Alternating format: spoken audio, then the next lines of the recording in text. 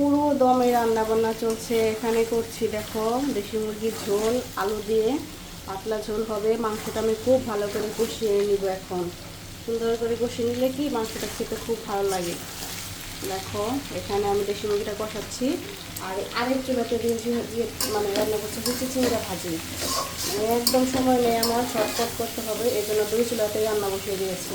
কোনটা রেখে কোনটা নাড়বো, এই হচ্ছে ব্যাপার। দেখো আর কতক্ষণ কষিয়ে যখন তেলটা মানে উঠে আসবে তখন আমি ঝোল দিয়ে দিব। আমরা সবসময় দেখা যায় যে মুরগি মানে চিকেনের পাতলা ঝোলই খাই, ওই ভুনাটা আমাদের কমই খাওয়া হয়। কারণ আমি প্লাস আমাদের সবাই এই চিকেনে যে আলু না করলে ভালোই লাগে না। এটা যেন অন্যরকম এক স্বাদ, চিকেনের সাথে আলু করলে। অনেকেই খায় না, কিন্তু আমরা আবার আলু ছাড়া খেতেই পারি না। তো দেখো রান্নাবান্না করছি। তো তোমরা কে খাবে চলে এসো। আর আজকে তোমরা কি দুপুরে রান্না করলে সেটা অবশ্যই কমেন্টে বলে যাও যে তোমরা কি রান্না করছো। আমি তো চিকেন রান্না করছি। দেখো চিংড়া ভাজি হচ্ছে, সুন্দর। দেখো রান্না বান্না করি, চলো।